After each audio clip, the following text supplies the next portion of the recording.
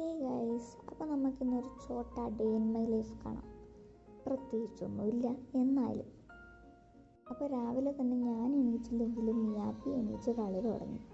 പിന്നെ ഒരു 8-8:30 ആയപ്പോൾ ഞാൻ എണീച്ച് വന്ന് എന്തെങ്കിലും കഴിക്കാമെന്ന് വിചാരിച്ചപ്പം പാലില്ല.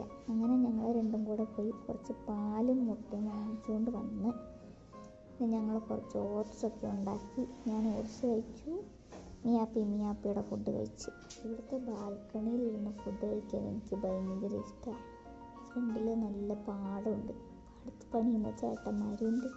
അതൊരു നല്ല എൻ്റർടൈൻമെൻ്റ് ആണ്. അങ്ങനെ ഞാൻ ഫുഡൊക്കെ കഴിച്ച് ഒരു 10-10:30 ആയപ്പോഴത്തേക്കും വേഗം റെഡിയായി നേരെ PFCയിലോട്ട് വിട്ട് റാപ്പിഡോ വിളിച്ചാണ് ഞാൻ പോയത്. അങ്ങനെ അവിടെ ചെന്ന് എൻ്റെ പണിയൊക്കെ ചെയ്ത്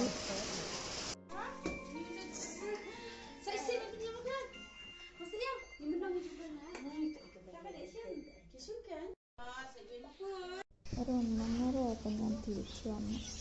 ഭയങ്കര മഴയായിരുന്നു. ഇങ്ങോട്ട് ഞാൻ ടാക്സി എടുത്തിട്ടാണ് ഇത് വീട്ടിലേക്ക് നടന്നു വന്നു. അപ്പോഴത്തേക്കും നമ്മുടെ മിയാപ്പി ഡോറിൽ വെയിറ്റ് ചെയ്തിരിപ്പുണ്ടായിരുന്നു. പിന്നെ മിയാപ്പിനെയൊക്കെ കൊഞ്ചിച്ച് വീണ്ടും ഞാൻ ചോറും കഴിക്കാൻ പോയി.